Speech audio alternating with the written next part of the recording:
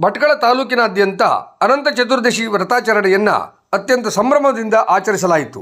ಅನಂತ ಚತುರ್ದಶಿ ವ್ರತದ ಪ್ರಯುಕ್ತ ತಾಲೂಕಿನ ವಿವಿಧ ದೇವಸ್ಥಾನಗಳಲ್ಲಿ ಶ್ರೀ ದೇವರಿಗೆ ವಿಶೇಷ ಸರ್ವಾಭರಣದೊಂದಿಗೆ ಅಲಂಕರಿಸಿ ಪೂಜೆ ನೆರವೇರಿತು. ಪ್ರಾರಂಭದಲ್ಲಿ ಶ್ರೀ ಅನಂತ ಕಲಶ ಪ್ರತಿಷ್ಠಾಪಿಸಿ ವೈದಿಕರಿಂದ ವಿವಿಧ ರೀತಿಯ ಪೂಜಾ ವಿಧಿವಿಧಾನಗಳು ನೆರವೇರಿದವು. ದೇವಸ್ಥಾನವನ್ನು ವಿವಿಧ ಬಗೆಯ ಹೂಗಳಿಂದ ಅಲಂಕರಿಸಿ ನಂತರ ಪ್ರತಿಷ್ಠಾಪಿಸಿದ ಶ್ರೀ ಅನಂತ ದೇವರ ಕಳಸದ ಮೇಲೆ ವಿಶೇಷವಾಗಿ ಶೃಂಗರಿಸಲಾಯಿತು. ಅನಂತ ಚತುರ್ದಶಿ ವ್ರತವನ್ನು ಯತಿ ಚಾತುರ್ಮಾಸ್ಯದ ಕೊನೆಯ ವ್ರತವೆಂದು ಹೇಳಲಾಗುತ್ತದೆ. ವ್ಯಾಸ ಪೂರ್ಣಿಮೆಯಂದು ವ್ಯಾಸ ಪೂಜೆ ಮಾಡಿ ಚಾತುರ್ಮಾಸ್ಯ ವ್ರತಕ್ಕೆ ಚಾಲನೆ ನೀಡಿ ಕೊನೆಯದಾಗಿ ಅನಂತನ ವ್ರತಾಚರಣೆ ಮಾಡಿ ನಂತರ ಯತಿಗಳು ಮೃತ್ತಿಕಾ ವಿಸರ್ಜನೆ ನಡೆಸುತ್ತಾರೆ.